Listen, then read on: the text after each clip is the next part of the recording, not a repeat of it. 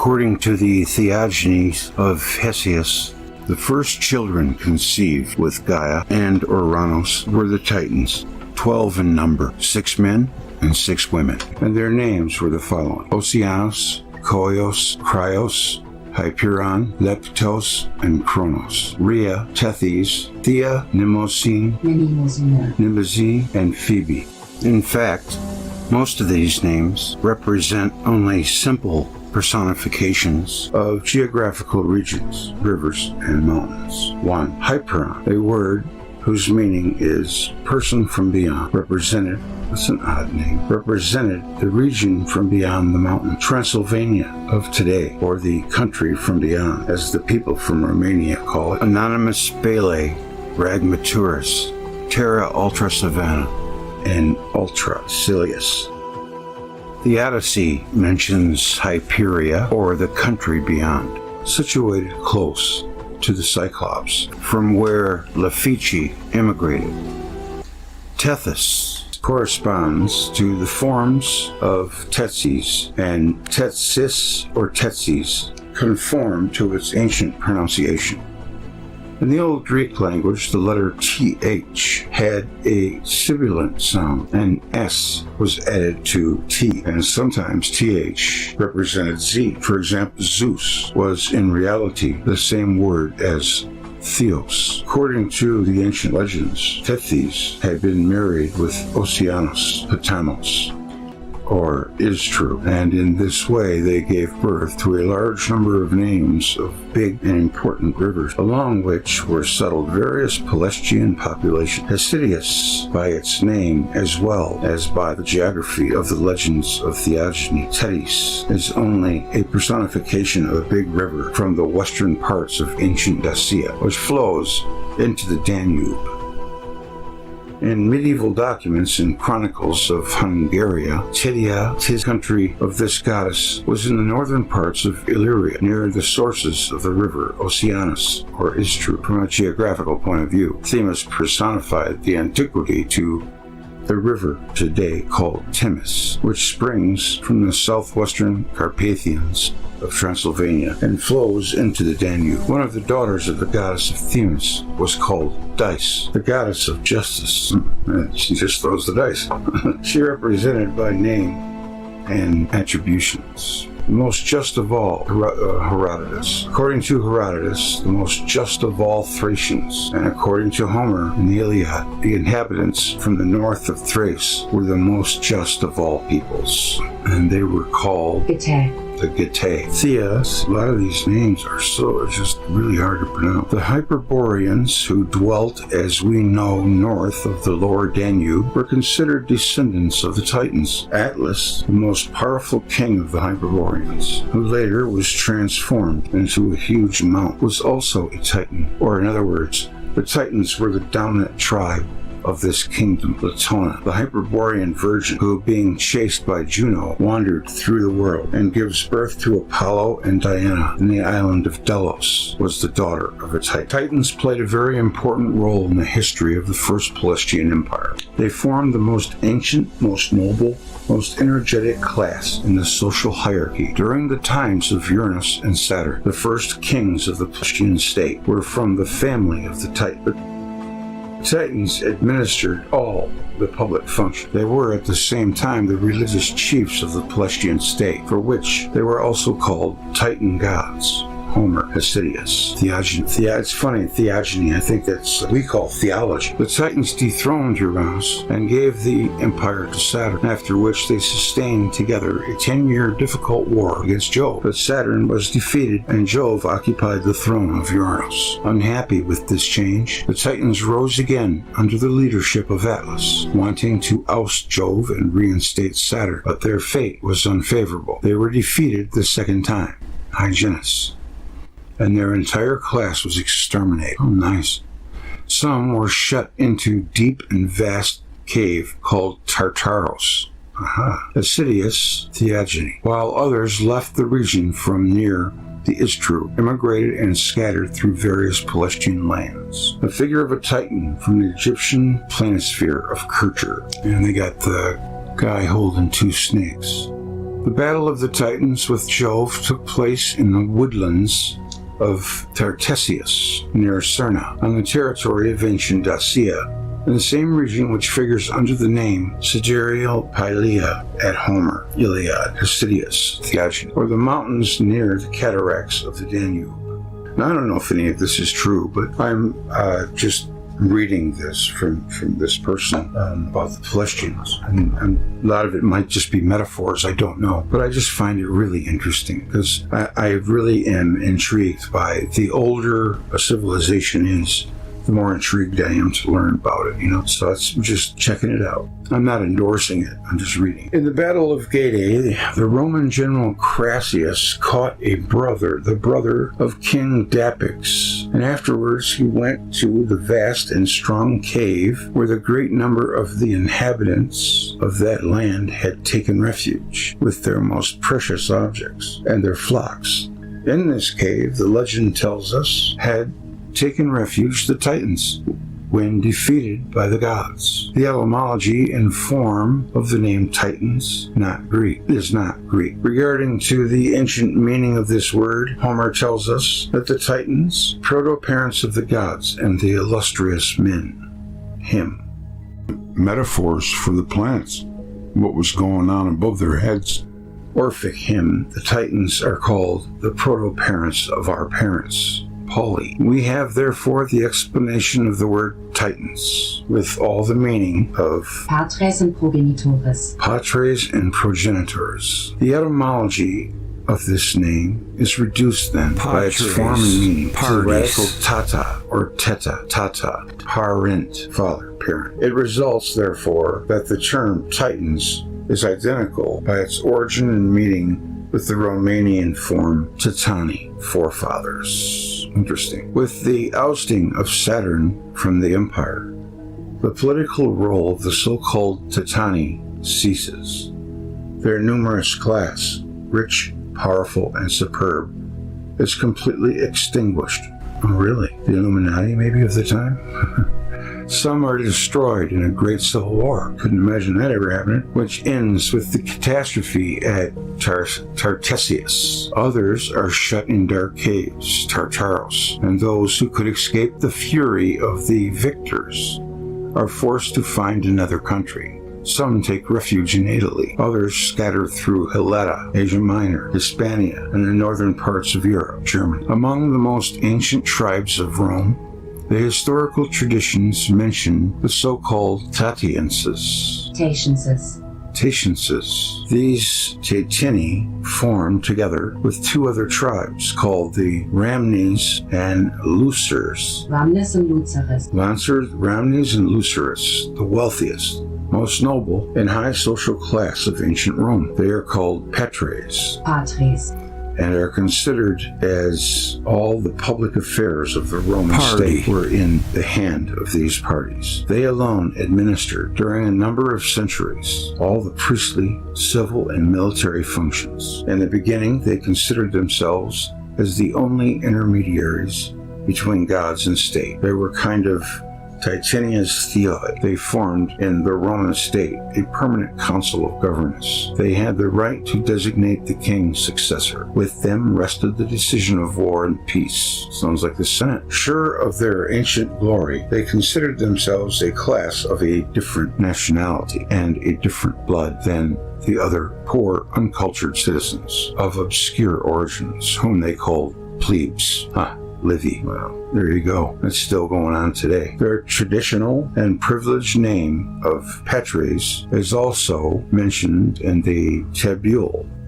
The origin of this patriarchal institution, of this Senate composed of representatives of certain ancient families, was without doubt predating the epoch of Romulus. It's just like the Senate today. You notice a guy spends his whole life in the Senate. Next thing you know, his son's in there. His cousin. And it's huge with nepotism. And can you imagine how great we could be if we had an educated electorate? But there are too many people that just don't care about anything except, watching TV and going shopping. That's unfortunate.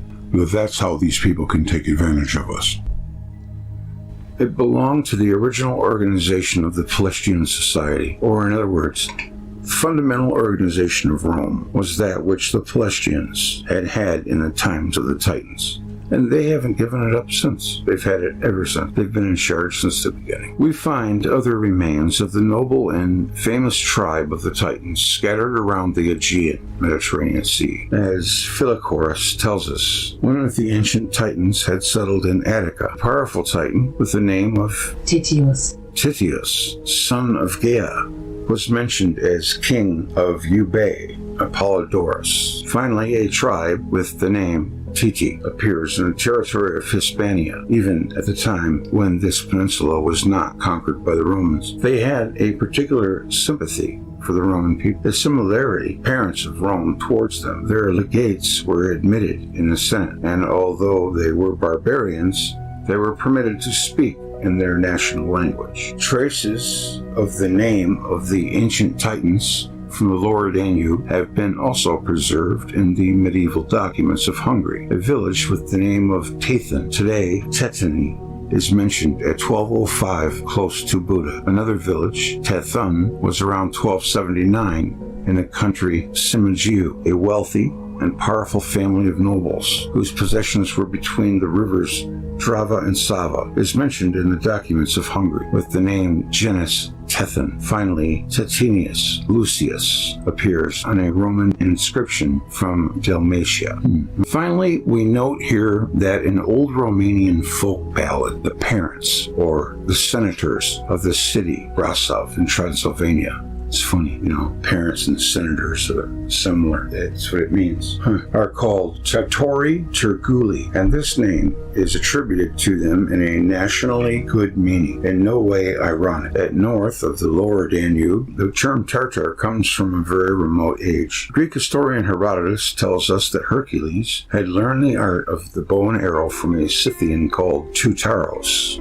This shepherd from north of the lower Danube was therefore from the nation of ancient Titans. In Greek theogonies, Saturn has also the epithet Tartaros, meaning father. In Egypt, though, Saturn was called more correctly Teutonian and was invoked in the following terms: parent of parents, great from the first time.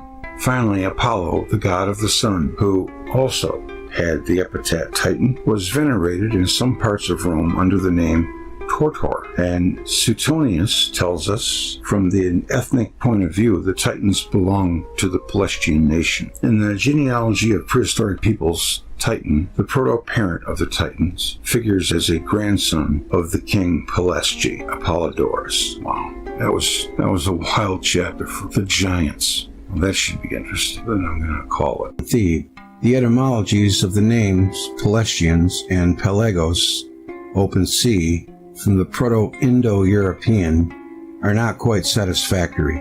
Never cared for that word. Amazingly, there is not any satisfactory etymology for the name Hellenes from Proto-Indo-European, but the name is connected with Pelasgian areas. In Homer, originally the name is applied to the warriors of Aegius, looks like Achilles, and later the rest of the Greeks. Aegius, which looks very similar to Achilles, was born in Pythiotis, and there is an ancient city named Hellas in the area. Nearby, there is an area which is called Graiki in ancient times, and is connected with a cataclysm. Ogyges, a Phoenician word, and there was an ancient city named Gria, which probably gave the name to the Greeks. Graikes, a word used by the Romans. An ancient Greek poet claims that the mother of Hellenes were Graikes.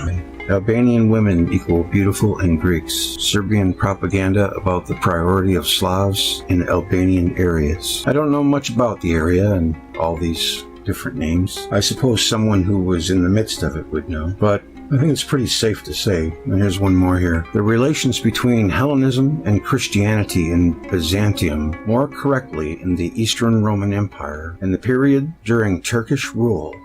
The Byzantine Empire was not Greek, but a Christian anti-Greek empire that destroyed the ancient Greek civilization and hated everything Greek. The Byzantine Empire banned the sacred Greek name Hellenes and replaced it with the despicable name Romeos. Romeos. Been looking a little bit into this Pelasgian thing in Greece. Kind of came into a little current conspiracy here. During the classical period, enclaves under the name Pelasgian survived in several locations of mainland Greece, Crete, other regions of the Aegean Sea. Populations identified as Pelasgians spoke a language or languages that, at the time, Greeks identified as barbaric, though some ancient writers nonetheless described the Pelasgians as Greeks. A tradition also survived that large parts of Greece had once been Pelasgian before being Hellenized. Well, you know that the Hebrews call this age the Helid,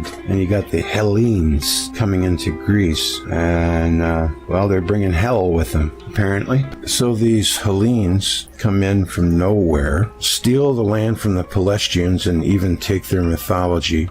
But a large part of Greece had once been Pelasgian before being Hellenized. I just repeated myself. Parts fell largely, though far from exclusively, within the territory, which by the 5th century BC was inhabited by those speakers of ancient Greek, who were identified as Ionians and Elians. Not alien, but Elian. I remember a historian named Elian. Much like all other aspects of the Pelasgians, their ethnonym was Pelasgoi.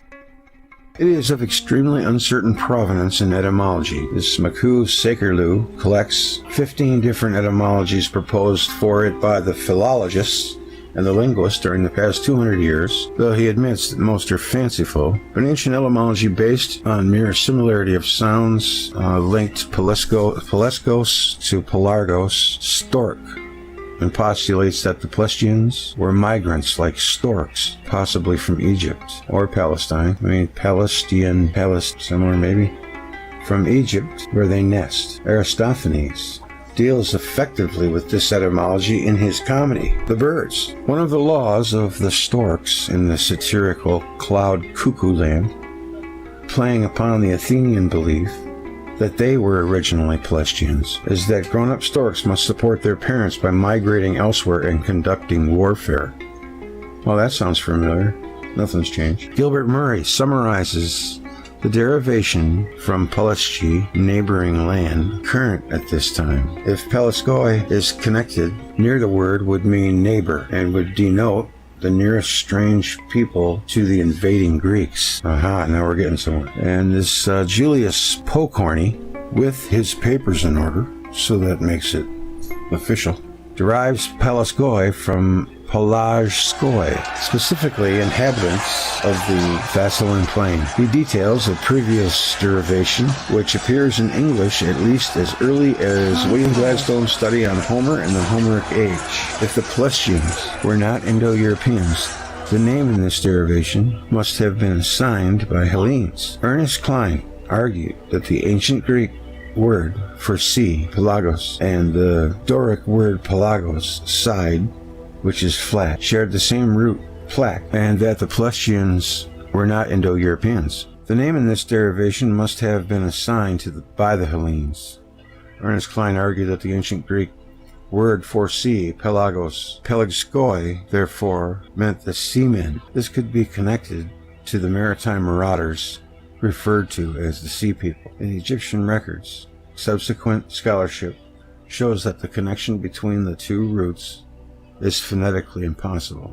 Anyways, they're saying that Zeus and the gods were Pelasgian, and the Hellenes simply came in and hijacked them, which would make not the Pelasgians the sea people, but the Hellenes, in my opinion. I mean, where the heck did they come from if they weren't indigenous? So, there were the sea people. Maybe the sea people that everyone is having such a hard time figuring out who was the Hellenes that invaded Greece. They were everywhere. Pelasgians first appear in poems of Homer. Those who are stated to be Pelasgians in the Iliad are among allies of Troy. Oh yeah, they want to kick the Hellenes out. In the section known as the Catalog of Trojans, they are mentioned between mentions of the Hellespontine, between mentions of the Hellespontine cities and the Thracians of southeastern Europe, i.e., the Hellespontine border. I don't think it's a coincidence that hell is in their name. Homer calls their town or district Larissa and characters it as fertile and its inhabitants as celebrated, for their spearmanship. His record chiefs, as he records there as Hippothus and Peleus, sons of Lethus, son of Teutamus, thus giving them all names that were Greek, or so thoroughly Hellenized any foreign element has been effaced. In the Odyssey, Odysseus, affecting to be Cretan himself, instances Pelasgians among the tribes in the 90 cities of Crete, language mixing with language side by side. Last on his list, Homer distinguishes them from other ethnicities on the island. Cretans proper, Achaeans, Sidonians of the city Sidonia, modern Chania, Kanya, Dorians, and noble Pelasgians. The Iliad also refers to the Pelasgic Argos, which is most likely to be the plain of Thessaly, and to Pelasgic Zeus, living in and ruling over Dodona, which must be the oracular one in Epirus. However, neither passage mentions actual Pelasgians. Myrmidons. According to the Iliad, Pelasgians were camping out on the shore together with the following tribes. Towards the sea lie the Carians and the Paeonians with curved bows, and the Leleges and Corcones, and the godly Pelasgi. Oh, the goodly Pelasgi. Oh, the goodly. Hesiod. Later Greek writers offered little unanimity over which sites and regions were Pelasgian. One of the first was Hesiod. He calls the oracular Dodona, identified by reference to the oak, the seat of Pelasgians. Clarifying Homer's Pelasgic Zeus, he mentions also that Pelasgus, the eponymous ancestors of the Pelasgians, was the father of King Lycaon of Arcadia. The Paeonians. You mean the Paeonians? Is that where the word peon comes from? Paeonian? Wouldn't be surprised. And the Greeks said that the Cretans were known liars. So I would imagine that's why the term Cretan is derogatory today.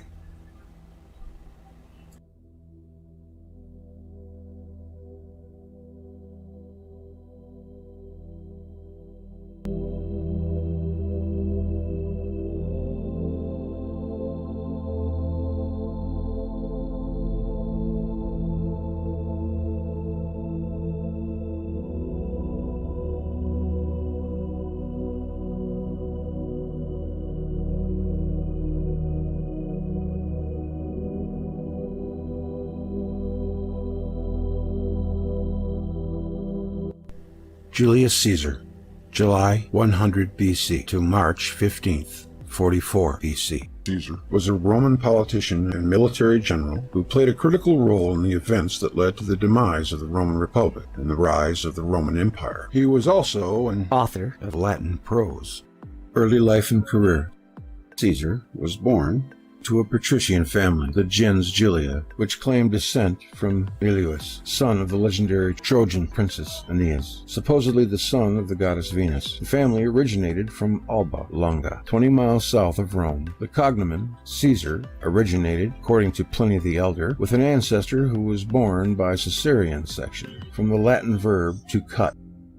The Historia Augusta suggests three alternative explanations. That the first Caesar had a thick head of hair, Latin Caesares. He had bright gray eyes, Oculi CCEs. Or that he killed an elephant in battle. Caesare Moorish. Caesar issued coins featuring images of elephants, suggesting that he favored this interpretation of his name. Despite their ancient pedigree, the Julii Caesares were not especially politically influential, although they had enjoyed some revival of their political fortunes in the early 1st century BC.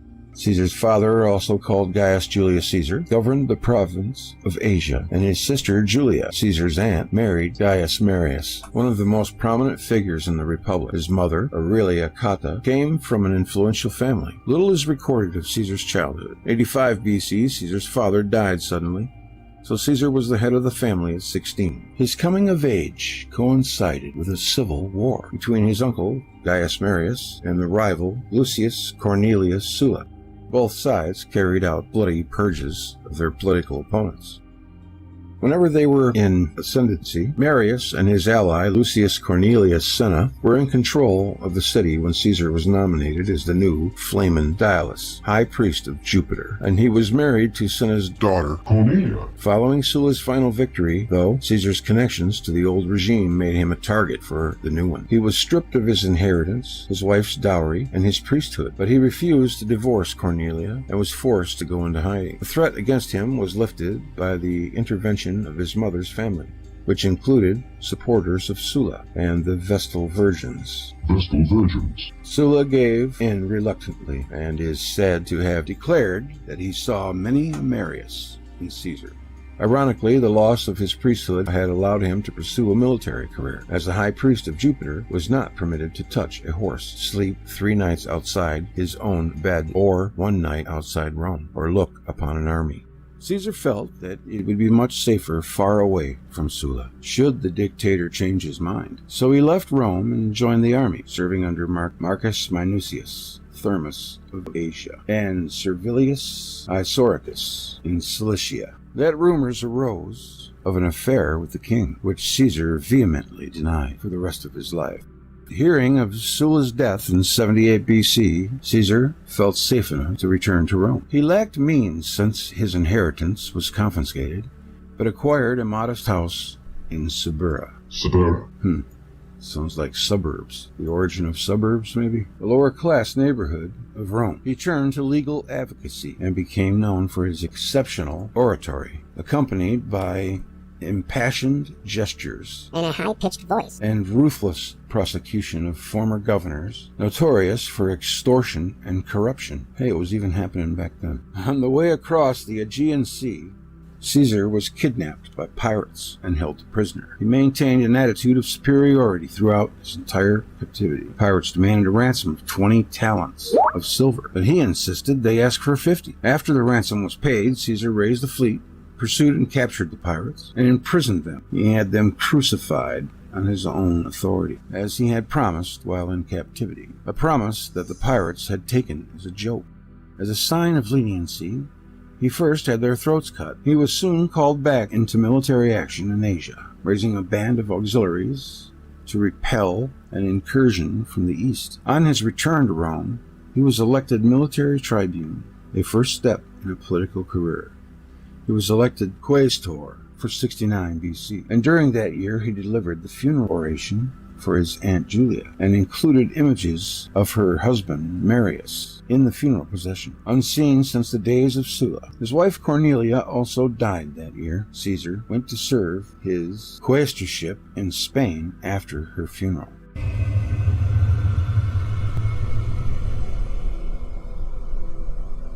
In the spring or early summer of 69 BC, while there, he is said to have encountered a statue of Alexander the Great, and realized with dissatisfaction he was now at an age when Alexander had the world at his feet, while he had achieved comparatively little. On his return in 67 BC, he married Pompeia, granddaughter of Sulla, whom he later divorced in 61 BC, after her embroilment in the Bona Dea scandal.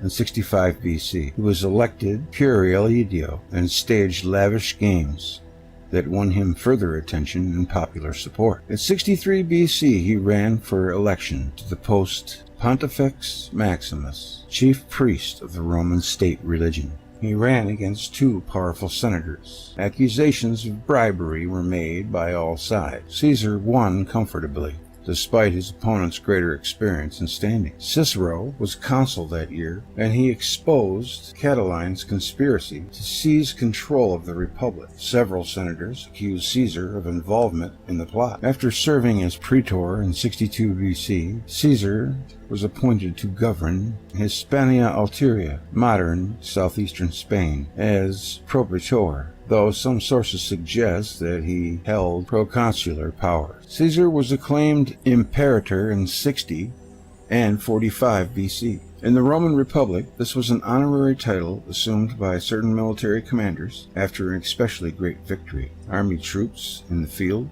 would proclaim their commander imperator, an acclamation necessary for a general to apply to the Senate for a triumph. However, he also wanted to stand for consul, the most senior magistracy in the Republic. If he were to celebrate a triumph, he would have to remain a soldier and stay outside the city until the ceremony. But to stand for election, he would need to lay down his command and enter Rome as a private citizen. He could not do both in the time available. He asked the Senate for permission to stand in absentia, but Cato blocked the proposal. Faced with the choice between a triumph and the consulship, Caesar chose the consulship. Caesar was still deeply in debt. There was money to be made as governor, whether by extortion or by military adventurism. Caesar had 4 legions under his command. 2 of his provinces bordered on unconquered territory, and parts of Gaul were known to be unstable. Some of Rome's Gallic allies had been defeated by their rivals at the Battle of Magetobrica. With the help of a contingent of Germanic tribes, the Romans feared these tribes were preparing to migrate south, closer to Italy, and that they had a warlike intent. Have you heard of preemptive strike? Caesar raised 2 new legions and defeated these tribes. In response to Caesar's earlier activities, the tribes in the northeast began to arm themselves. Caesar treated this as an aggression move, and after an inconclusive engagement against the united tribes, he conquered the tribes piecemeal. Meanwhile, one of his legions began the conquest of the tribes in the far north, directly opposite Britain. During the spring of 56 BC, the triumvirs held a conference, as Rome was in turmoil. Caesar's political alliance was coming undone. The Lucca Conference renewed the first triumvirate, and it extended Caesar's governorship for another 5 years. The conquest of the north was soon completed, while a few pockets of resistance remained. Caesar now had a secure base from which to launch an invasion of Britain. In 55 BC, Caesar repelled an incursion into Gaul by 2 Germanic tribes. He followed it up by building a bridge across the Rhine and making a show of force in Germanic territory, before returning and dismantling the bridge. Late that summer, having subdued 2 other tribes, crossed into Britain, claiming that the Britons had aided one of his enemies the previous year, possibly the Veneti of Brittany. His intelligence information was poor. Although he gained a beachhead on the coast, he could not advance further, and returned to Gaul for the winter. He returned the following year, better prepared, with a larger force, and achieved more. He advanced inland and established a few alliances. However, poor harvests led to widespread revolt in Gaul, which forced Caesar to leave Britain for the last time. While Caesar was in Britain, his daughter Julia, Pompey's wife, had died in childbirth. Caesar tried to re-secure Pompey's support by offering him his great niece in marriage, but Pompey declined. She was but ugly. In 53 BC, Crassus was killed, leading a failed invasion of the East. Rome was on the brink of civil war. Pompey was appointed sole consul as an emergency measure and married the daughter of a political opponent of Caesar. The triumvirate was dead. Though the Gallic tribes were just as strong as the Romans militarily, the internal division among the Gauls guaranteed an east victory for Caesar. Forcing Etorix's attempt in 52 BC to reunite them against Roman invasion came too late. He proved an astute commander, defeating Caesar in several engagements. But Caesar's elaborate siege works at the Battle of Alesia finally forced his surrender. Despite scattered outbreaks of warfare the following year, Gaul was effectively conquered. Plutarch claimed that during the Gallic Wars, the army had fought against 3 million men, of whom 1 million died, and another million were enslaved, subjugated 300 tribes, and destroyed 800 cities. Civil War. In 50 BC, the Senate, led by Pompey, ordered Caesar to disband his army and return to Rome because his term as governor had finished. Caesar thought he would be prosecuted if he entered Rome without the immunity enjoyed by a magistrate. Pompey accused Caesar of insubordination and treason. On January 10, 49 BC, Caesar crossed the Rubicon River, the frontier boundary of Italy, with only a single legion, the Legio 13 Gemina, and ignited civil war. Upon crossing the Rubicon, Caesar, according to Plutarch and Suetonius, is supposed to have crossed the Rubicon River with only a single legion. He is supposed to have quoted the Athenian playwright Menander in Greek. The die is cast. Erasmus, however, notes that the more accurate Latin translation of the Greek imperative mood would be Alia iacta esto, let the die be cast. Pompey and many of the Senate fled to the south, having little confidence in Pompey's newly raised troops. Pompey, despite greatly outnumbering Caesar, who only had his 13th legion with him, did not intend to fight. Caesar pursued Pompey, hoping to capture Pompey before his legions could escape. Pompey managed to escape before Caesar could capture him. Heading for Spain, Caesar left Italy, hoping to capture Pompey before his legions could escape. Pompey managed to escape before Caesar could capture him. Heading for Spain, Caesar left Italy under the control of Mark Antony. After an astonishing 27-day route march, Caesar defeated Pompey's lieutenants, then returned east to challenge Pompey in Illyria, where on 10 July 48 BC, in the Battle of Dyrrhachium, Caesar barely avoided a catastrophic defeat. In an exceedingly short engagement later that year, he decisively defeated Pompey at Pharsalus in Greece on 9 August 48 BC. In Rome, Caesar was appointed dictator with Mark Antony as his master of the horse, second in command. Caesar presided over his own election to a second consulship, and then, after 11 days, resigned his dictatorship. Caesar then pursued Pompey to Egypt, arriving soon after the murder of the general. There, Caesar was presented with Pompey's severed head and seal ring, receiving these with tears. He then had Pompey's assassins put to death. Caesar then became involved with an Egyptian civil war between the child pharaoh and his sister wife, the co-regent queen, Cleopatra. Perhaps as a result of the pharaoh's role in Pompey's murder, Caesar sided with Cleopatra. He withstood the siege of Alexandria, and later he defeated the pharaoh's forces at the Battle of the Nile in 47 BC and installed Cleopatra as ruler. Caesar and Cleopatra celebrated their victory with a triumphal procession on the Nile in the spring of 47 BC. The royal barge was accompanied by 400 additional ships, and Caesar was introduced to the luxurious lifestyle of the Egyptian pharaohs. Caesar and Cleopatra were not married. Caesar continued his relationship with Cleopatra throughout his last marriage. In Roman eyes, this did not constitute adultery, and probably fathered a son named Caesarion. Cleopatra visited Rome on more than one occasion, residing in Caesar's villa just outside Rome across the Tiber. Later in 48 BC, Caesar was again appointed dictator with a term of 1 year. After spending the first months of 47 BC in Egypt, Caesar went to the Middle East, where he annihilated the king of Pontus. His victory was so swift and complete that he mocked Pompey's previous victories over such poor enemies. On his way to Pontus, Caesar visited Tarsus from 27 to 29 May 47 BC. It says 25 to 27 May, and then it says Greg, where he met enthusiastic support, but where, according to Cicero, Cassius was planning to kill him at this point. Thence, he proceeded to Africa to deal with the remnants of Pompey's senatorial supporters. He was defeated by Titus Labienus at Raspina on 4 January 46 BC, but recovered to gain a significant victory at Thapsus on 6 April 46 BC over Cato, who then committed suicide. After this victory, he was appointed dictator for 10 years. Pompey's sons escaped to Spain. Caesar gave chase and defeated the last remnants of opposition in the Battle of Munda on March 45 BC.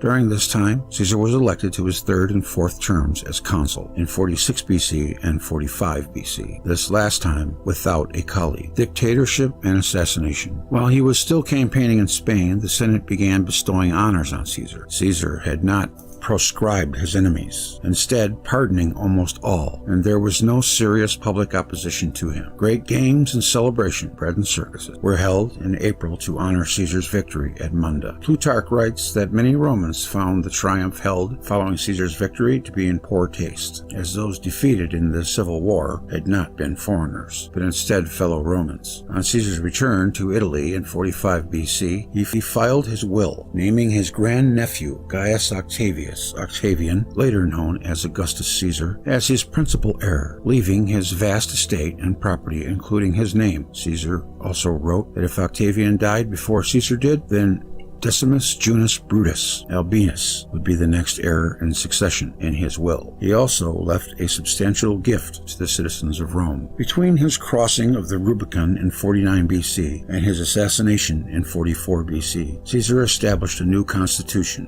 which was intended to accomplish three separate goals. First, he wanted to suppress all armed resistance out in the provinces and thus bring order back to the Republic. Second, he wanted to create a strong central government in Rome. Finally, he wanted to knit together all of the provinces into a single cohesive unit. The first goal was accomplished when Caesar defeated Pompey. I don't know if it's Pompey or Pompey. Anyways, when he defeated Pompey and his supporters. I imagine the town Pompey must be named after him. To accomplish the other two goals, he needed to ensure that his control over the government was undisputed. So he assumed these powers by increasing his own authority and by decreasing the authority of Rome's other political institutions. Finally, he enacted a series of reforms that were meant to address several long-neglected issues, the most important of which was his reform of the calendar. When Caesar returned to Rome, the Senate granted him triumphs for his victories, ostensibly those over Gaul, Egypt, Pharnaces, and Juba, rather than over his Roman opponents. Not everything went Caesar's way. When Arsinoe IV, Egypt's former queen, was paraded in chains, the spectators admired her dignified bearing and were moved to pity. Triumphal games were held, with beast hunts involving 400 lions and gladiator contests. A naval battle was held in a flooded basin at the Field of Mars and the Circus Maximus. Two armies of war captives, each of 2,000 people, 200 horses, and 20 elephants, fought to the death. Again, some bystanders complained, this time at Caesar's wasteful extravagance. A riot broke out and only stopped when Caesar had 2 rioters sacrificed by the priests on the Field of Mars. After the triumph, Caesar set out to pass an ambitious legislative agenda. He ordered a census be taken, which forced a reduction in the grain dole and decreed that jurors could only come from the Senate or the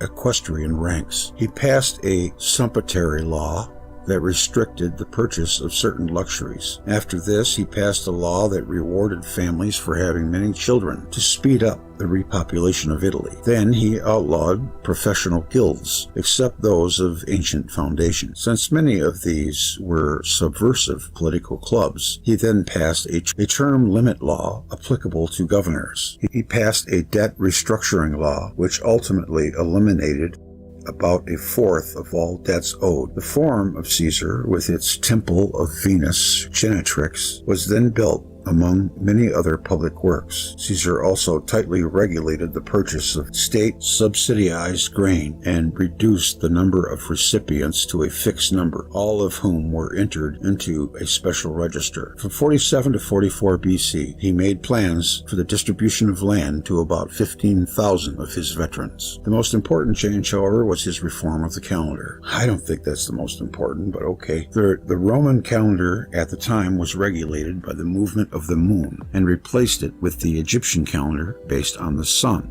Roman farmers were able to use it as a basis of consistent seasonal planting from year to year. He set the length of the year to 365.25 days by adding an intercalary leap day at the end of February every 4th year to bring the calendar into alignment with the seasons. He decreed that 3 extra months be inserted into 46 BC, the ordinary intercalary month at the end of February, intercalary, never heard that word before, and 2 extra months after November. Thus, the Julian calendar opened on 1 January 45 BC. This calendar is almost identical to the current Western calendar. Shortly before his assassination, he passed a few more reforms. He established a police force, appointed officials to carry out his land reforms, and ordered the rebuilding of Carthage and Corinth. He also extended Latin rights throughout the Roman world, and then abolished the tax system and reverted to an earlier version that allowed cities to collect tribute however they wanted, rather than needing Roman intermediaries. His assassination prevented further and larger schemes, which included the construction of an unprecedented temple to Mars, a huge theater, and a library on the scale of the Library of Alexandria. He also wanted to convert Ostia to a major port and cut a canal through the Isthmus of Corinth. Militarily, he wanted to conquer the Dacians and the Parthians. Parthians. Yeah. And avenge the loss at Carrhae. Thus, he instituted a massive mobilization. Shortly before his assassination, the Senate named him censor for life and father of the fatherland, and the month of Quintilis was named July in his honor. He was granted further honors, which were later used to justify his assassination. As a would-be divine monarch, coins were issued bearing his image, and his statue was placed next to those of the kings. He was granted a golden chair in the Senate, was allowed to wear triumphal dress whenever he chose, and was offered a form of semi-official or popular cult with Mark Antony as his high priest. The history of Caesar's political appointments is complex and uncertain. Caesar held both dictatorship, tribunate, but alternated between the consulship and the proconsulship. His powers within the state seem to have rested upon these magistracies. On the Ides of March 15th of 44 BC, Caesar was due to appear at a session of the Senate. Several senators had conspired to assassinate Caesar. Mark Antony, having vaguely learned of the plot the night before from a terrified liberator named Servilius Casca and feared the worst, went to head Caesar off. The plotters, however, had anticipated this, and fearing that Antony would come to Caesar's aid, had arranged for Trebonius to intercept him just as he approached the portico of the theater of Pompey, where the session was to be held, and detain him outside. Plutarch, however, assigns his action of delaying Antony to Brutus Albinus, which is supposedly the father of Britain, from Troy, where he heard the commotion from the Senate chamber. Antony fled. According to Plutarch, as Caesar arrived at the Senate, Tilius Cimber presented him with a petition to recall his exiled brother. The other conspirators crowded round to offer support. Both Plutarch and Suetonius say that Caesar waved him away, but Cimber grabbed his shoulders and pulled down Caesar's tunic. Caesar then cried to Cimber, "Why? This is violence. It's decretum vicest." Casca simultaneously produced his dagger and made a glancing thrust at the dictator's neck. Caesar turned around quickly and caught Casca by the arm. According to Plutarch, he said in Latin, "Casca, you villain, what are you doing?" Casca, frightened, shouted, "Help, brother!" in Greek. Within moments, the entire group, including Brutus, was striking out at the dictator. Caesar attempted to get away, but blinded by blood, he tripped and fell. The men continued stabbing him as he lay defenseless on the lower steps of the portico. According to Eutropius, around 60 men participated in the assassination. He was stabbed 23 times. According to Suetonius, a physician later established that only one wound, the second one to his chest, had been lethal. The dictator's last words are not known, but certainly and are a contested subject among scholars and historians alike. Suetonius reports that others have said Caesar's last words were the Greek phrase Kaisu teknon, "You too, child," in English. However, Suetonius' own opinion was that Caesar said nothing. Plutarch also reports that Caesar said nothing, pulling his toga over his head when he saw Brutus among the conspirators. The version best known in the English-speaking world is the Latin phrase "E tu, Brute, and you, Brutus," commonly rendered as "You too, Brutus," best known from Shakespeare's Julius Caesar, where it actually forms the first half of the Macronic line "E tu, Brute," then fall, Caesar. This version was already popular when the play was written, as it appears in Richard Eade's Latin play Caesar Interfectus of 1582. According to Plutarch, after the assassination, Brutus stepped forward as if to say something to his fellow senators. They, however, fled the building. Brutus and his companions then marched to the Capitol while crying out to their beloved city, "People of Rome, we are once again free." They were met with silence, as the citizens of Rome had locked themselves inside their houses as soon as the rumor of what had taken place had begun to spread. Caesar's body lay where it fell, on the Senate floor, for nearly 3 hours before other officials arrived to remove it. Caesar's body was cremated, and on the site of his cremation, the Temple of Caesar was erected a few years later. I mean, they're just like, first of all, they were all cowards. It took 60 of them. He only had 23 stab wounds. Only one was lethal. They're stabbing him like a bunch of girls. And then they all ran. But then they want to honor him by building him a temple. Isn't that just the way they are, too? Jeez. A life-size wax statue of Caesar was later erected in the form of displaying the 23 stab wounds. A crowd who had gathered there started a fire which badly damaged the forum and neighboring buildings. In the ensuing chaos, Mark Antony, Octavian, and others fought a series of 5 civil wars, which would end in the formation of the Roman Empire. Of course, you know the rest. Mark Antony went to Egypt and had a thing going on with Cleopatra, and they ended up dying. Brutus was apparently his best friend or something, and he betrayed him too.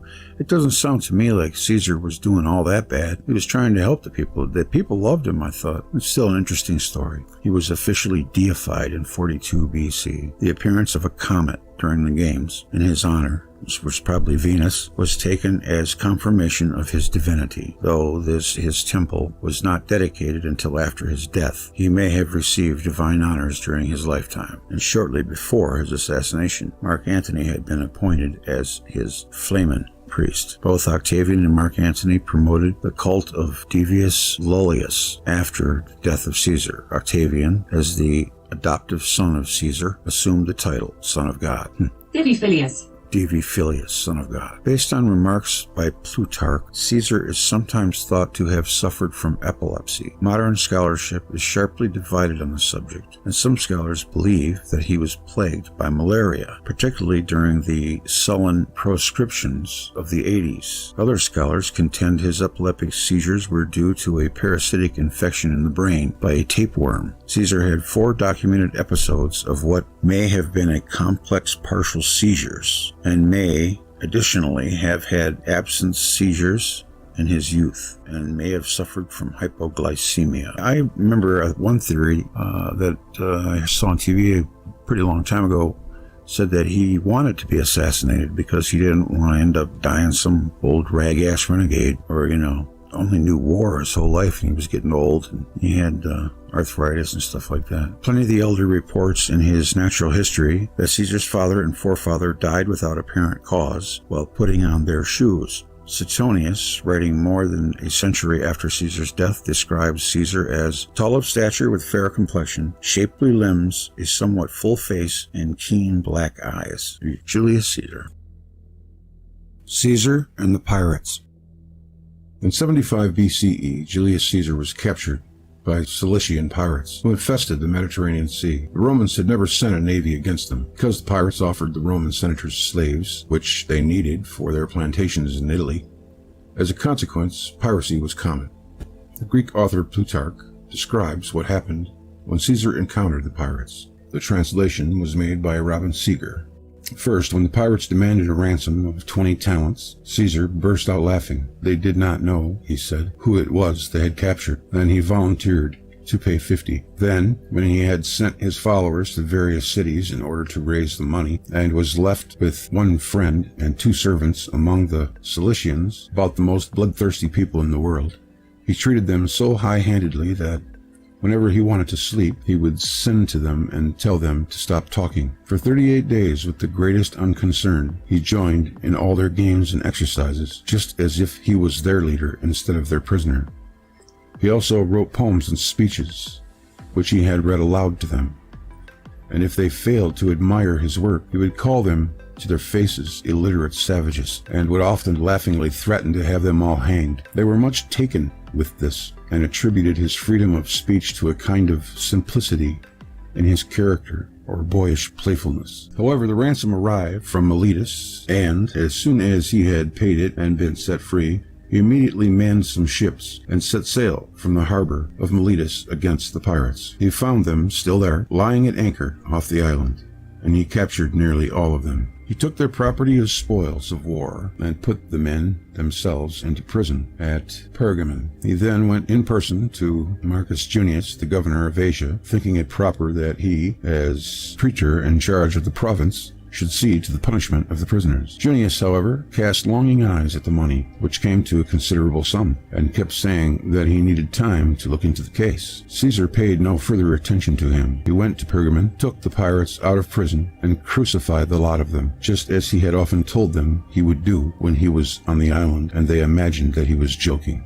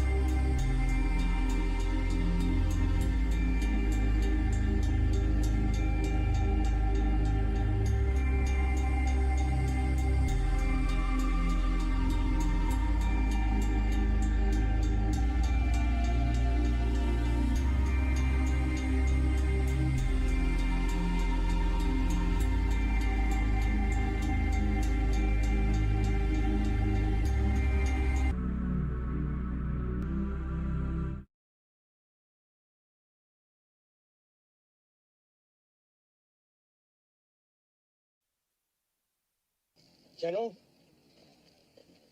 I must protest this impetuous decision.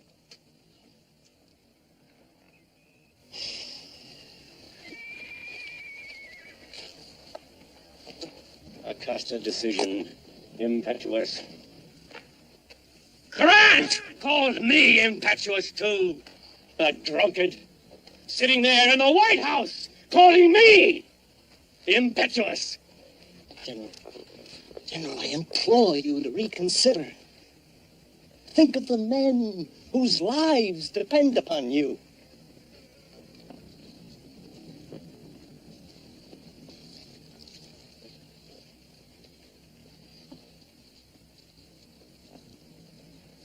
What do you think I should do, Mule Skinner? Sir, that man doesn't know anything. What do you say, Mule Skinner? Should I go down there or withdraw? I had him. But this time what I held in my hand wasn't a knife, but the truth. Well, what's your answer, Mule Skinner? General? You go down there.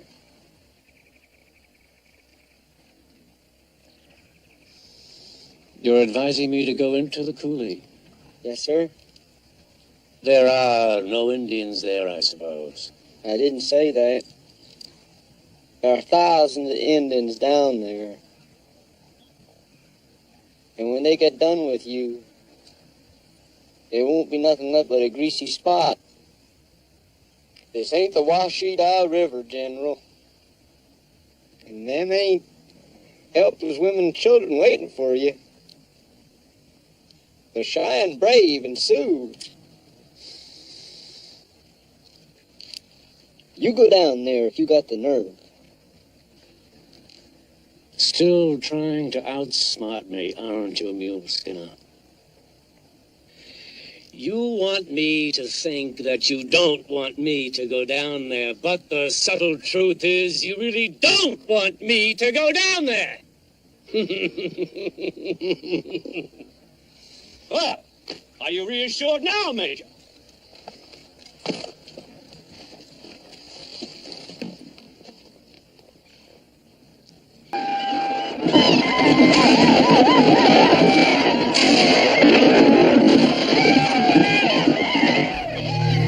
You remember General Custer and controversy that swirled around him back in the 60s or the 70s. I wanted to start this presentation off with the General Custer thing to give a graphical example of how historians can get things wrong. I remember my dad telling me that he was just a crazy brave general who took unnecessary chances, and he seemed to know, even with the fact that historical academia was saying that he was this great man that loved the Indians. But he knew better. I think that's always existed. People just know, but they don't really say anything about it. And he was hoisted up as a hero, and he got his rank by accident.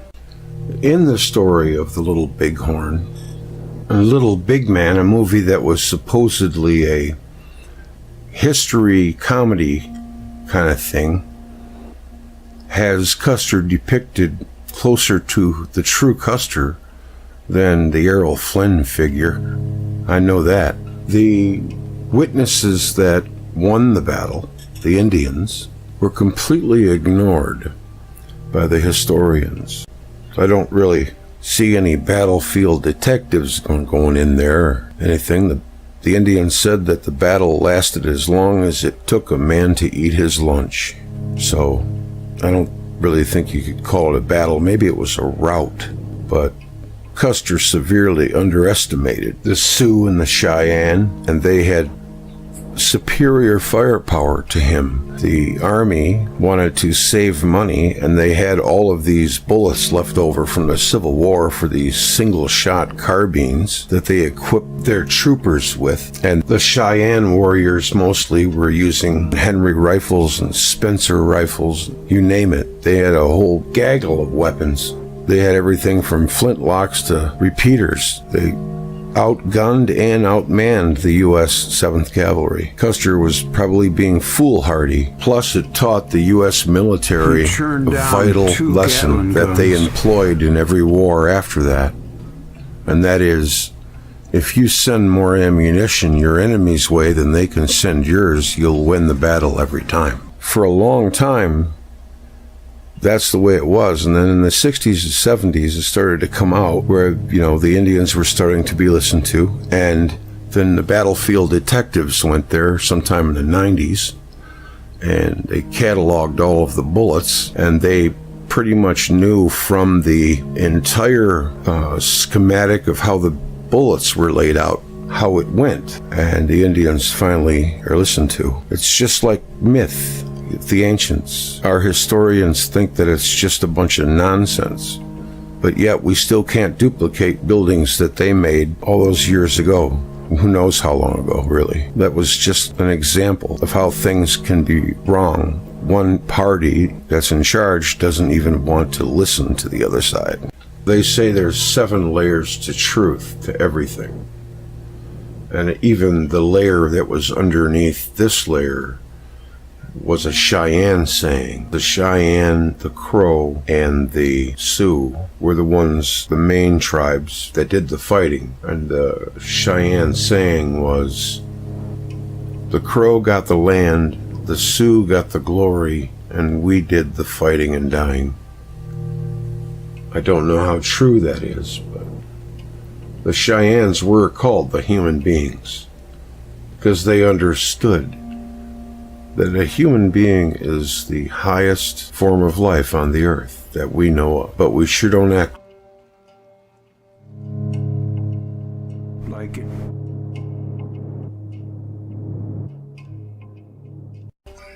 How could you control 7 billion people if you are only maybe at the most a few dozen? How could you do it? Well, what immediately comes to mind is that you somehow circumvent things so that you can turn them all against each other and make them fight each other. We call that playing both ends against the middle. The more one delves into the mainstream chronology of historical events, the more one scratches one's head as to what is up with all this. Why is all of this getting ignored? There's that word again. Ignorant. Seems to be pretty rampant in the academic circles. Have you ever heard something and dismissed it right away as being ridiculous, only to find out later that it was true, and more than likely the case? But back to my point.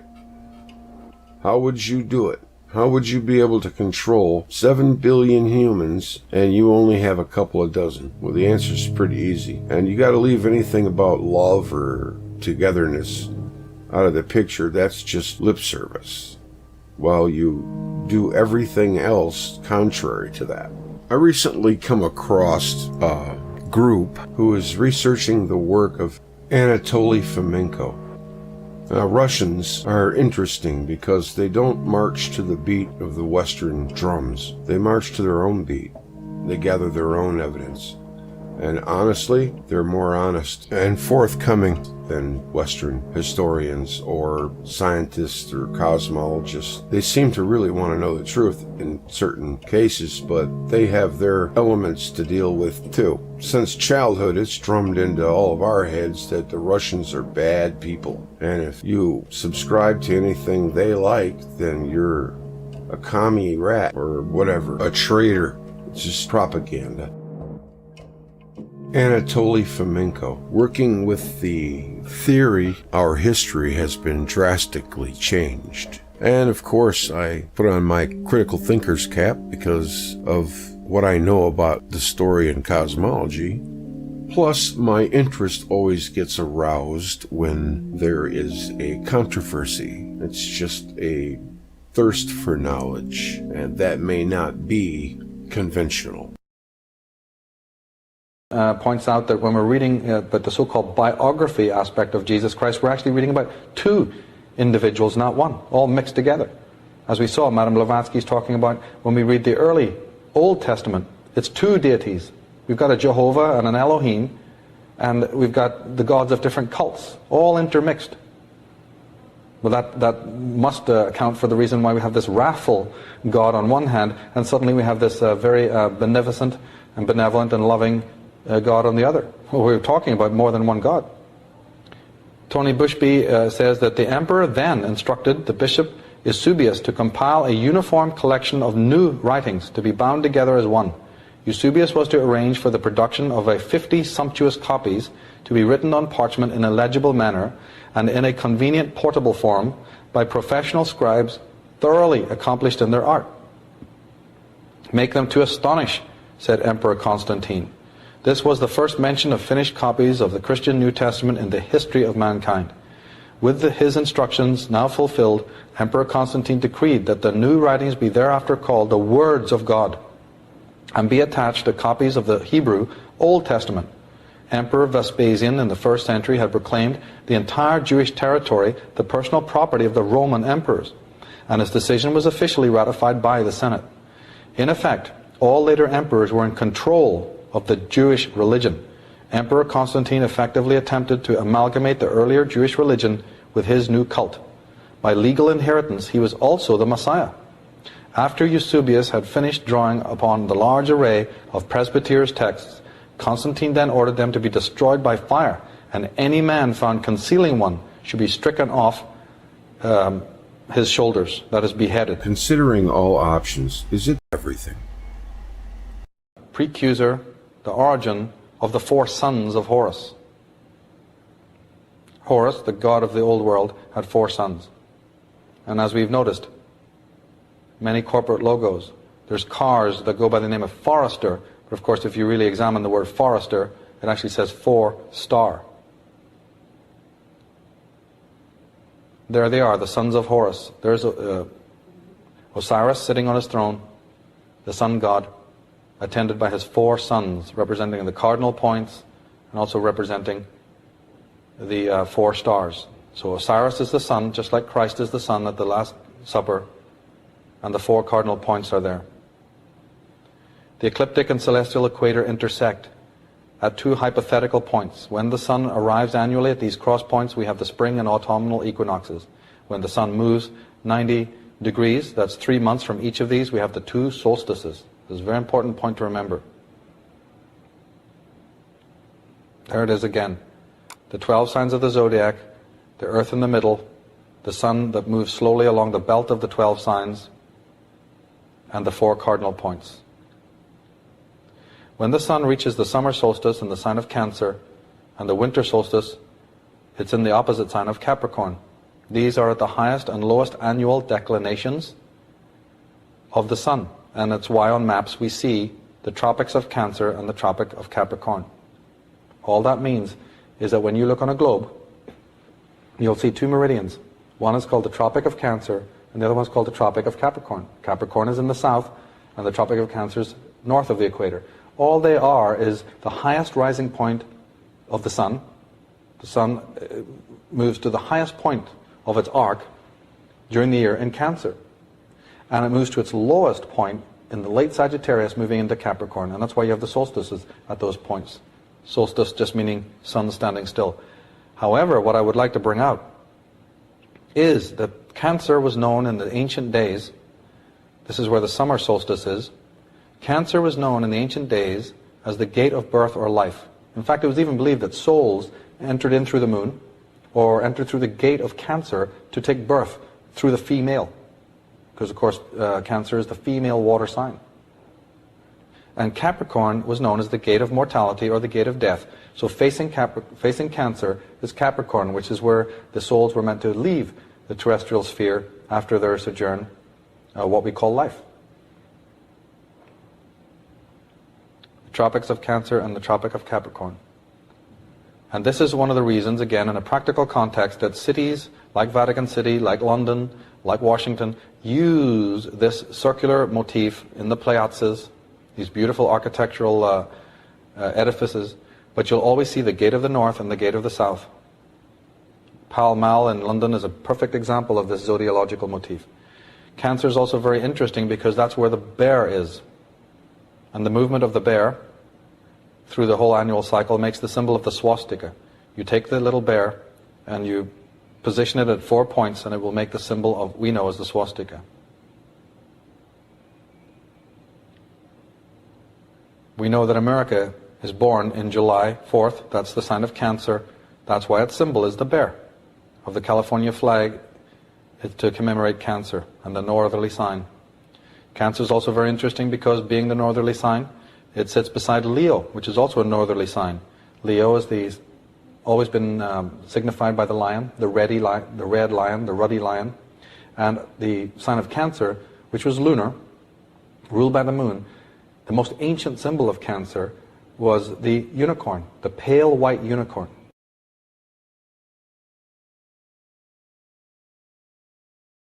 So if you're a Cancer, you know that your symbol is the crab. But long before it was the crab, the symbol of the unicorn was the symbol. And that's why you see on royal heraldry, the royal families are all very aware of this. They design their cities this way, they put their throne rooms this way, and even their heraldry shows you the red lion of Leo right beside the unicorn of Cancer, the pale white moon.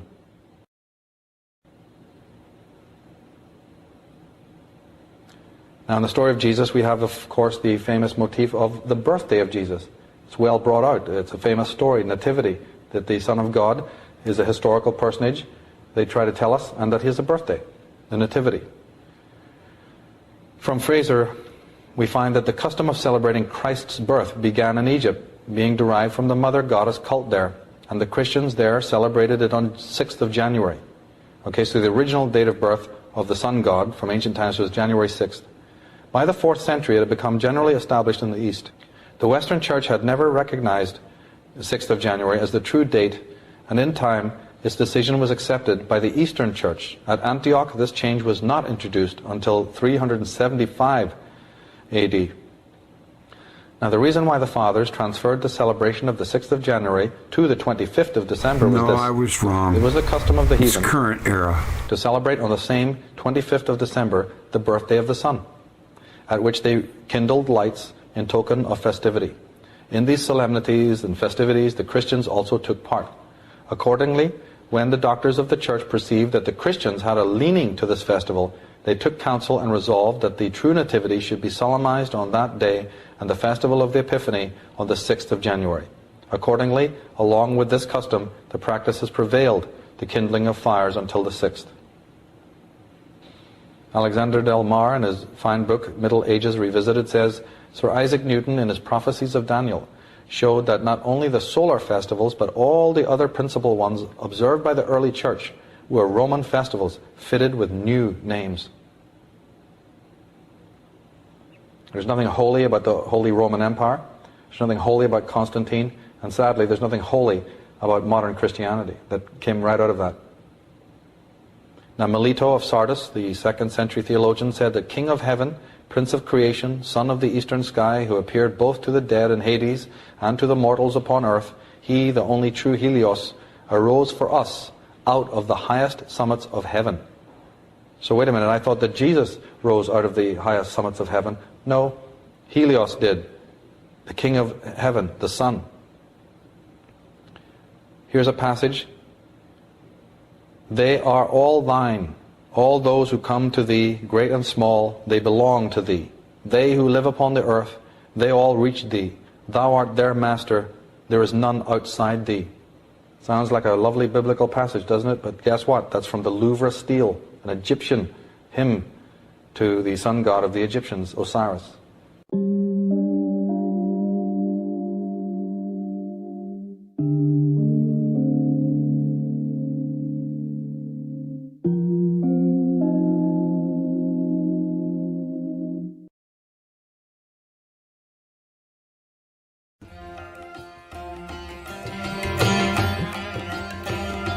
The new chronology is a theory which argues that the conventional chronology of Middle Eastern and European history is fundamentally flawed, and that events attributed to the civilizations of Rome, ancient Greece, and ancient Egypt actually occurred during the Middle Ages, more than 1,000 years later. The central concepts of new chronology are derived from the ideas of Russian scholar Nikolai Morozov, 1854 to 1946, although work by French scholar Jean Hardouin, 1646 to 1729, can be viewed as an earlier predecessor. However, the new chronology is most commonly associated with the Russian mathematician Anatoly Fomenko. So there's a mathematician that's actually doing good work, born in 1945. Although published works on the subject are actually a collaboration between Fomenko and several other mathematicians, the concept is most fully explained in history, fiction, or science, originally published in 7 volumes. Seems he has a lot to say.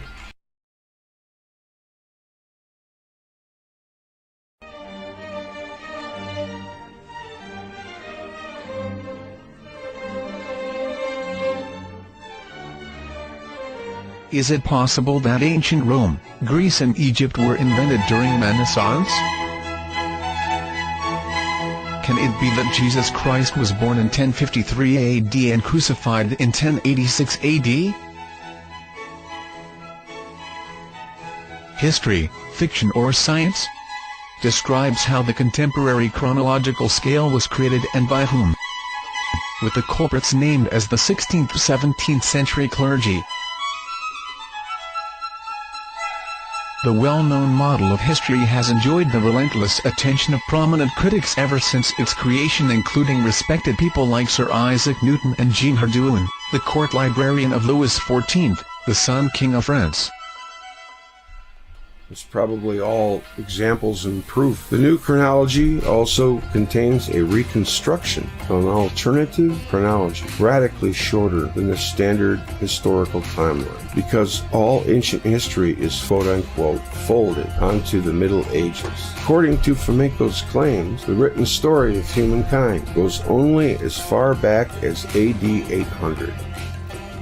There is almost no information about events between 800 and 1000, and most known historical events took place in AD 1000 to 1500.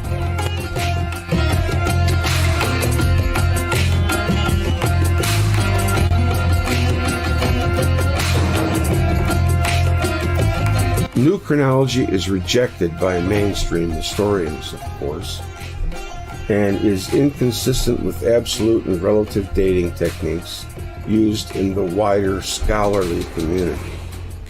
The majority of scientific commentators consider new chronology to be pseudo-scientific. That's no surprise to me. The history of new chronology, the idea of chronologies that differ from the conventional chronology, can be traced back to at least the early 17th century. No, isn't that coincidence? We'll get into the mainstream concept of the Gregorian calendar in another chapter. Jean Hardoon then suggested that many ancient historical documents were much younger than commonly believed to be. In 1685, he published a version of Pliny the Elder's Natural History, in which he claimed that most Greek and Roman texts had been forged by the Benedictine monks. When later questioned on these results, Hardoon stated that he'd revealed the monks' reasons in a letter to be revealed only after his death. And guess what happened? You don't really have to guess too hard. The executors of his estate were unable to find such a document among his posthumous papers.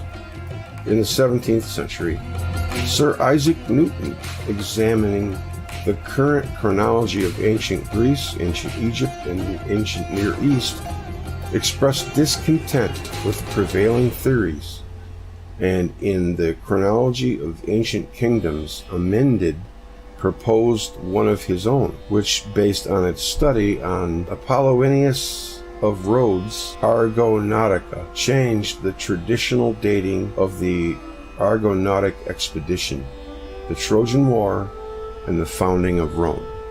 In 1887, Edwin Johnson expressed the opinion that early Christian history was largely invented or corrupted in the 2nd and 3rd centuries.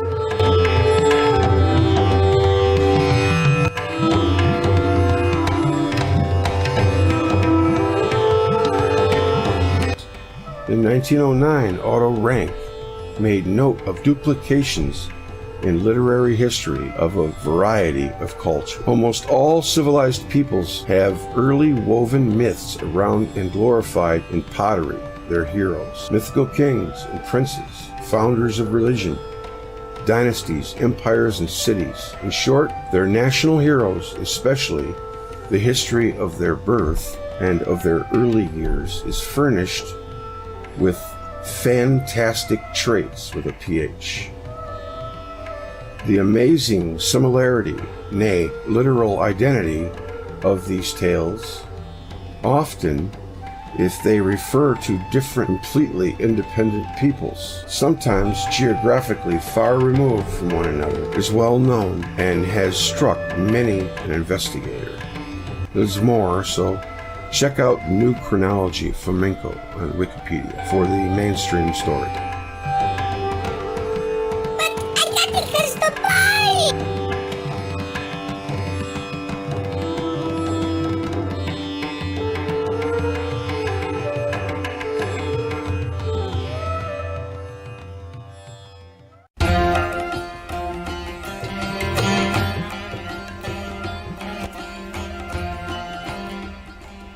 One of the things that Mr. Flamenco is claiming, the historical chronology of events, 1,000 years has been added to the timeline.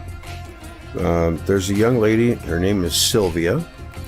She does a lot of videos on a YouTube channel called New Earth. And don't let her young sounding voice and accent throw you off. She's very well traveled, very smart, and knows what she's talking about. Watch this. Some three fourths. In more ancient time, the forces of evil, the parasitic forces, fought humanity openly, and everybody knew who fights whom. In more recent times, they completely changed their tactics. Now they don't show their faces openly, and they only operate through a relatively small number of humans who know everything and are members of the top levels of various secret societies. The rest of the population of the earth has been rendered so senseless and so unaware of its real nature and history as a result of the fraudulent propaganda of the parasites, which has been reshaping our views for many centuries, that most of us have become not people but sheeple, blindly following our so-called elected leaders. Although social surveys from all over the world all point to the fact that most of the people on this planet consider their government leaders to be total scam and fraud and criminals, still those very same people watch TV every day, TV which is censored by that same honest government. And these very same people believe the school books, although these school books have been instituted as true by that same government. The social institution of a country or a state developed at this point of time when the parasites managed to convince certain group of people to go against their own brothers. Then the need appeared for those groups to fence up parts of the earth as their own and call them states and countries. All this is described in the Vedas as the beginning of the dark ages of Kali Yuga. Before that, there were only provinces of the great empire of the survivors. And even that so-called empire was not an empire the way we imagine it nowadays. It was not a country that kept its citizens like slaves, like the modern countries. People were free and they owned the land they were born on. Finally, sometimes in the 16th and 17th century, the parasites managed to corrupt a group of the humans on the territory of Western Europe, and those started carrying out their plan of creating countries and states that were absolutely independent from territories that abided the law of goodness, the laws brought to them by the survivors or those educated by them directly or not. The parasites managed to appoint their own people, which were rebels and insurgent kings, who manipulated the public opinion with lies and false religion-based slogans. According to the law of that time, kings who did not have proper right to the throne, who were insurgents, they had to be punished by death. That is why these newly appointed rulers desperately needed a new history that will make their claim to the throne seem legitimate. All this was centrally orchestrated by the parasites, and that is why a very similar scenario happened almost in each and every European country. And that is when Scaliger was ordered to create a new history that would be convenient to the insurgent rulers, who in exchange for being placed on the throne by fraud, vowed in loyalty to the dark forces, who eventually would carry through them warfare against the citizens of these countries.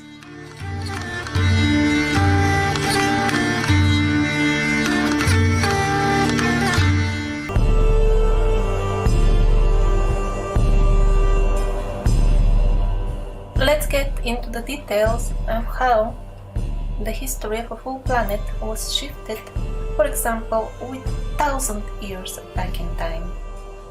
In the Middle Ages, the name of our Savior, Jesus Christ, one was Jesus and the other one was Christos. And when people met,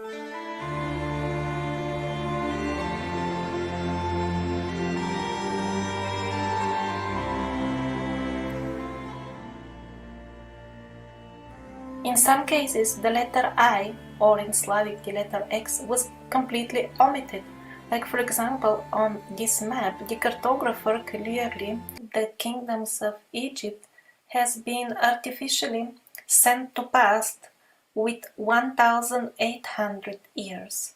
The history of ancient Greece sent artificially back to the past with 534 years, and the history of the Roman culture sent back in time artificially with about 1000 years. Those who are further interested can find more detail in his book Chronology of Ancient Kingdoms Amended.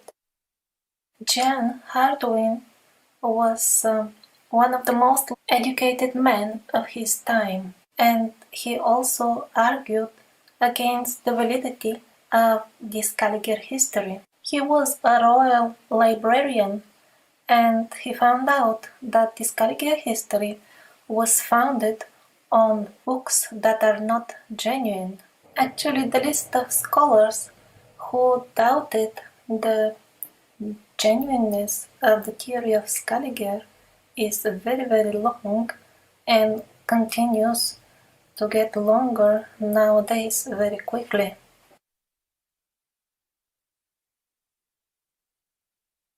I have included it for your reference in the description of this video, and I would highly recommend that you have a look at it.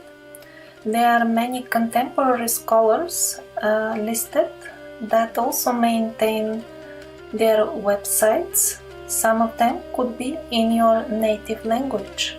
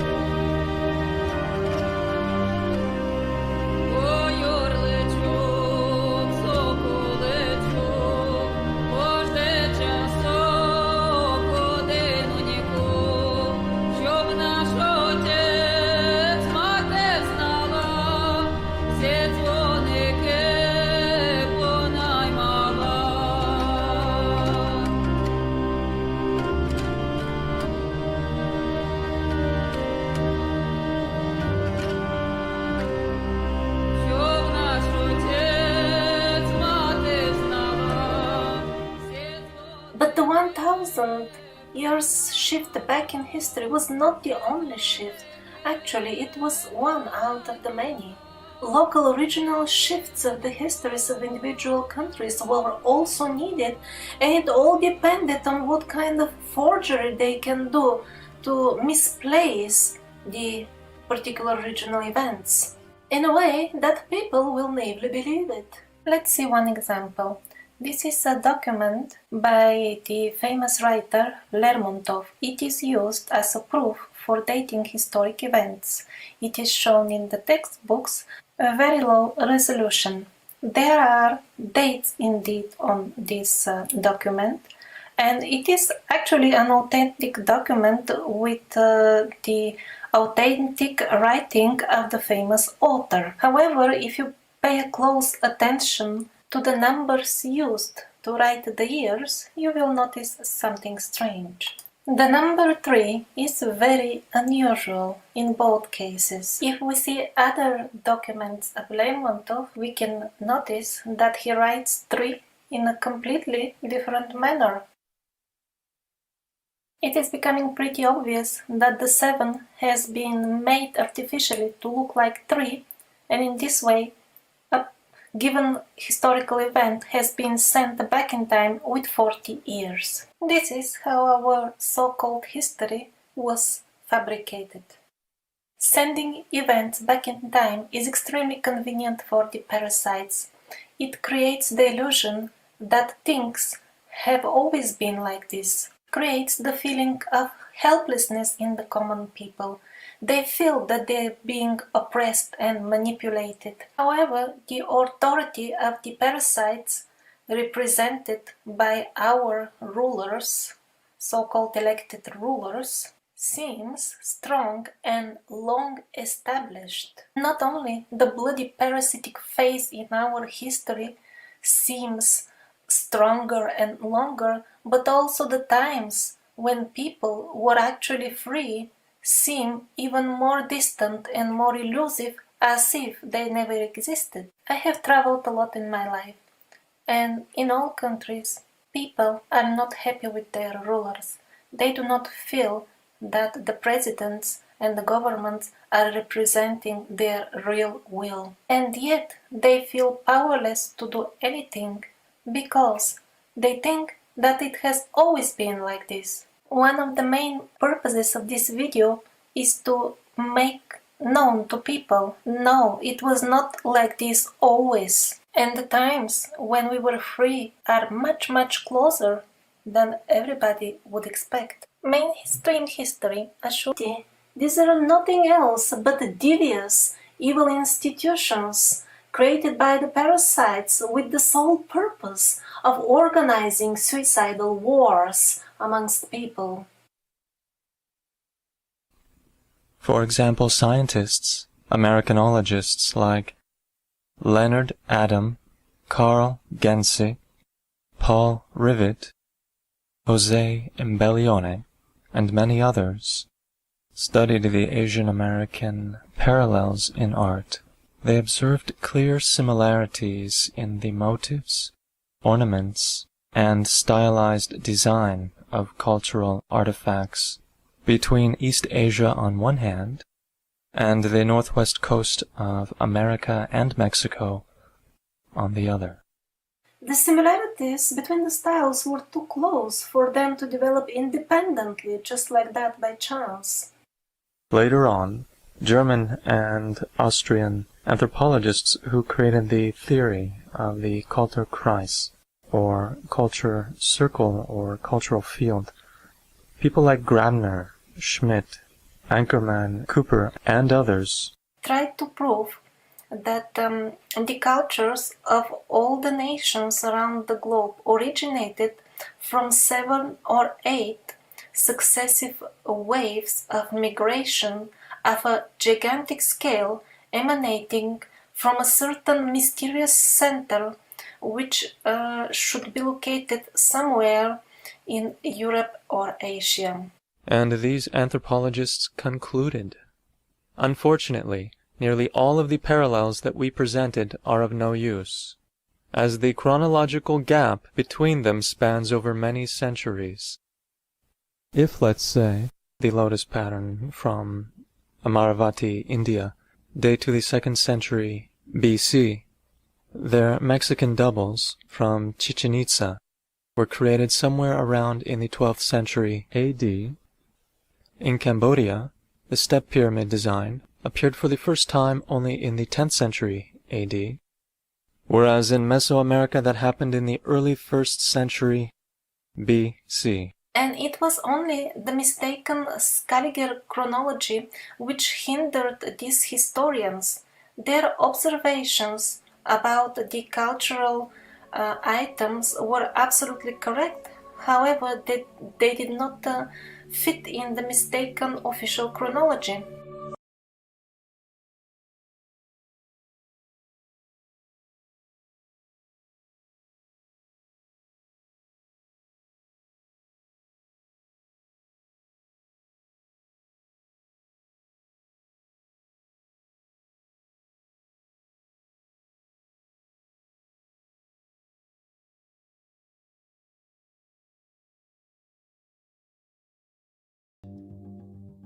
Like this, we are in a period 600 years later in my chronology. That's a shorter one by 700 years, and 1,300 years later in mainstream chronology. You get an impression how far-reaching the catastrophe had struck.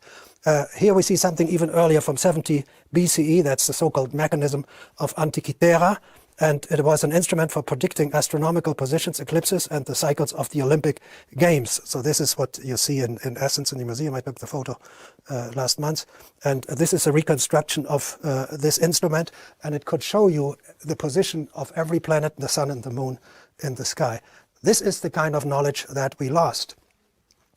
And the loss of this knowledge brings me, or at least you, to the question, so how was a return to counting of the years managed? Now, I believe in a very simple one. I'm not in favor of falsification, of faking, of just creation out of the blue sky. I think when the catastrophe shook somewhere around the 930s, there was no scientific activity up to the 970s, 980s, maybe longer. Then someday people would start counting the years again. And what did they know for sure was they were after Christ, that they understood. And I think they decided to choose a year as a new year one. And this year one is turned later in the year 1000. And why 1000 years? They might have thought, because in the Revelation of John again it is said that after 1000 years Christ and the devil in the valley of Armageddon will battle out the final fight in a major catastrophe. And maybe, it's a speculation, this catastrophe of the 10th century was seen as this, after 1000 years, the devil and Christ are fighting it out. And so they had a basis for a year one. And only later arrived the desire to fill these 1000 years with history. And that's when the composition began. So the authors had the very few sources on their table, and they had to put them in a sequence. Even in actuality, they lived in parallel. And this brings me to a few questions my son has asked, and I will focus on Christianity. The most important figure of Christianity is Paul the Apostle, Saul of Tarsus, a Jew from Tarsus. And he directed a radical movement all the way from Israel through Asia Minor to Greece and Rome without non-Christian sources ever mentioning him. It's a major problem in Christian history that the most important character, Paulus, is not known outside of the Christian books. But there's something interesting. 700 years after Paul, there's a major movement. They call themselves the Paulicians, the followers of Paul. And they are in Asia Minor. They are right there where Paul was traveling and founding his churches and writing his letters to. And they are persecuted. They are killed. So there was a movement following Paul. And what is interesting in this movement, in the 8th century, they are still not Trinitarians. They still only believe in God. They don't think that Jesus or the Holy Spirit are godlike. And that's the theology of Paul. Paul didn't believe in Trinity, so he did not consider Jesus as a God. He only considered God as a God. So we have here two very similar movements side by side, but now separated by several hundred years. And if you bring back the sources used to fill 1000 years from the vertical into the horizontal, suddenly you get real stories, you get real narratives. So here is Paul, and here is this movement. Another question is the most famous figure that will be the end of the lecture, King Arthur of Camelot. Everybody has seen movies about King Arthur of Camelot, and what do the historians tell us? John Myers, one of the leading British archaeologists of the last century, no figure on the borderline of history and mythology has wasted more of the historian's time. And if you write to the museum in the city of Camolodunum. You think it sounds like Camelot, Camolodunum. It's Colchester. And you ask them, isn't there a relation between King Arthur and King Atze of Camolodunum? They say, no, that's impossible. What do they say? Eastern England lay in the heart of the region first occupied by the Saxons, so cannot have been the area in which Arthur operated. Acting as a military leader of the Britons, Celtic, indigenous Britons, the invading Saxons, any historical Arthur would have had to have been operating outside the area of primary Saxon settlement. So they believe that all these areas were full of fully armed Saxons. And so Arthur could not have operated there. But you remember in the lecture that in actual fact, there's nothing. There's not even agriculture for the Saxons from 400, 500 to 900. So Saxons were there. And what is interesting in the Saxons is that they have pottery from the late Latine period, 1st century before Christ. And this is the period of Atzedomarus of Camolodunum. He lives in the 1st century BC, and he has this pottery and he has his coins. And here's the name in Greek on his coins, A-T-H-T-H, Atze. It's called Atze. So it's Atze of Camolodunum. And now that you understand, he shares the same pottery with the Saxons that are dated to the time of Arthur, but are actually some 700 years earlier. What happened? When Julius Caesar attacked the British Isles in the 1st century BCE, he was not alone in trying to conquer the British Isles. He was competing with the Germans from the areas of Hamburg, Bremen, Flensburg. They were much closer, they're much better equipped to take the islands than the British. So they were fighting each other, and the local people, the Celtic, the Britons, they were in between. And they made an alliance with the Romans to fight off the Saxons. Thus, when Arthur of Camelot, who is Atze of Camolodunum, was fighting in the 1st century BCE, he was defending his own land. The Saxons were trying to take it. They had not yet settled there. They were trying to take it. They took it. He lost the battle. So we have another explanation here. And the final question of my son, it's one of the major enigmas of Jewish history. Ashkenazi Jews, they begin in the High Middle Ages, after 930 Common Era. Later they move to Poland, everywhere else. And the problem is that in the early Middle Ages, in their original area, in Germany, Belgium, France, in this area, there is no archaeological evidence for Jews from the 8th to the 10th century. So there's a hiatus of 300 years before the High Middle Ages. So they say if the Ashkenazi Jews begin here, and there are no Jews whatsoever in synagogue architecture for 300 years, they have nobody who could have been their forefathers. We have the same situation like in Jerusalem, where the Crusaders massacre Jews and Muslims, but in the stratigraphy of Jerusalem, you do not have Jews before this massacre occurs. So now when you understand that the Antiquity, late Antiquity, and early Middle Ages periods are not chronologically but stratigraphically like this, then all the hard evidence for Jews in this period belongs also to this period, where supposedly there is no hard evidence, which means that the Ashkenazi Jews are immediate followers of the Jews of the period that is now divided in Antiquity, late Antiquity, and early Middle Ages, but in actuality is one. Thank you for your attention.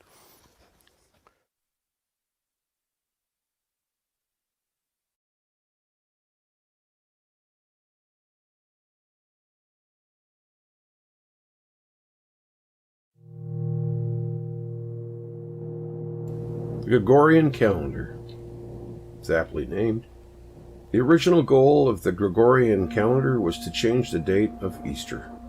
In 1582, when Pope Gregory XIII introduced his Gregorian calendar, Europe adhered to the Julian calendar, first implemented by Julius Caesar in 46 BC. Since the Roman emperor's system miscalculated the length of the solar year by 11 minutes, the calendar had since fallen out of sync with the seasons. This concerned Gregory because it meant that Easter, traditionally observed on March 21st, fell further away from the spring equinox with each year. Leap years don't really occur every 4 years with the Gregorian calendar. The Julian calendar included an extra day in February every 4 years. But Lilius, the Italian scientist who developed the system Pope Gregory would unveil in 1582, realized that the addition of so many days made the calendar slightly too long. He devised a variation that adds leap days in years divisible by 4, unless the year is also divisible by 100. If the year is also divisible by 400, a leap day is added regardless. While this formula may sound confusing, it did resolve the lag created by Caesar's earlier scheme. Almost. The Gregorian calendar differs from the solar year by 26 seconds per year. Despite Lilius' ingenious method for syncing the calendar with the seasons, his system is still off by 26 seconds. As a result, in the years since Gregory introduced his calendar in 1582, a discrepancy of several hours has arisen. By the year 4909, the Gregorian calendar will be a full day ahead of the solar year, and by then we will be ancients. Some Protestants viewed the Gregorian calendar as a Catholic plot. Though Pope Gregory's papal bull reforming the calendar had no power beyond the Catholic Church, Catholic countries, including Spain, Portugal, and Italy, swiftly adopted the new system for their civil affairs. European Protestants, however, largely rejected the change because of its ties to the papacy, fearing it was an attempt to silence their movement. It wasn't until 1700 that Protestant Germany switched over, and England held out until 1752.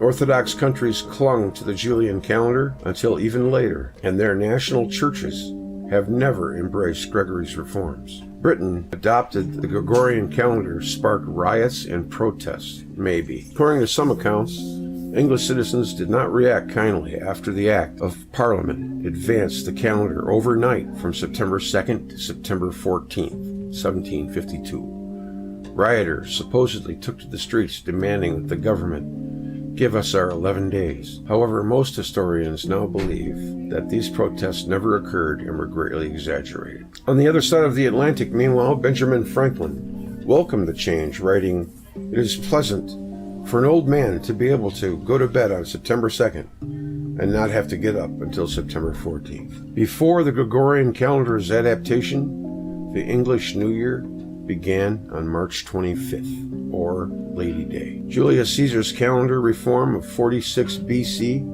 instituted January 1st as the first day of the year.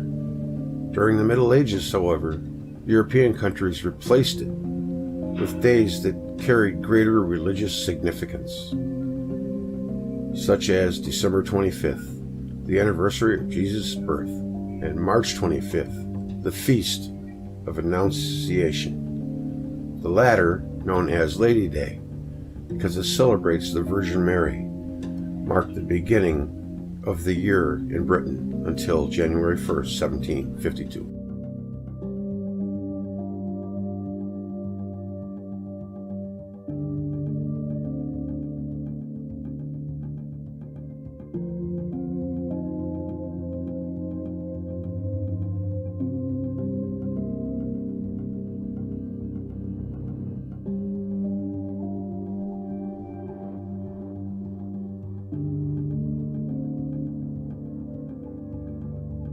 Well, it's almost time. Let's say goodnight. I'm beat. I gotta get a little bit of sleep. Flamenco is a supporter talk to you of drastically revising historical chronology. He has created his own revision called New Chronology, based on statistical correlations, dating of zodiacs, and by examining the mathematics and astronomy involved in chronology. Flamenco claims that he has discovered that many historical events do not correspond with the dates that are supposed to have occurred on. He asserts from this that all of the ancient history, including the history of Greece, Rome, and Egypt, is just a reflection of events that occurred in the Middle Ages, and that all of the Chinese and Arab history are fabrications of the 17th and 18th century Jesuits. He also claims that Jesus lived in the 12th century AD and was crucified on Joshua's Hill, that the Trojan War and the Crusades were the same historical event, and that Genghis Khan and the Mongols were actually Russians. As well as disputing written chronologies, Fomenko also disputes more objective dating techniques, such as dendrochronology and radiocarbon dating. His book includes empirical statistical analysis of narrative material and its application in history, fiction, or science. Most Russian scientists and worldwide historians consider Fomenko's historical work to be pseudo-scientific. Well, that doesn't surprise me. In fact, you could use them as a reverse barometer for what they're saying. That in itself makes me think that there's something going on that makes them very uncomfortable. When they do that, that's the same sign you get all across the board, that they're acting out of a knee-jerk reaction of fear. Because if they were as confident in their theories as they say they are, then they would welcome any challenge to their information. But this is a usual tactic. They criticize and, stick them with the label of pseudoscience, or, just put it in the mystery bag and we don't have to look at it. They don't like new information because it threatens their bank account, and they probably have philosophy of, why should I look at that and give up my home and car and have to go back to school and learn the right thing? I'm going to look into this. This looks pretty ripe for the picking. It looks interesting. That's gonna do it for me, guys. I'm pretty tired. I'm gonna turn in. Thanks for watching. Until next time. Take care.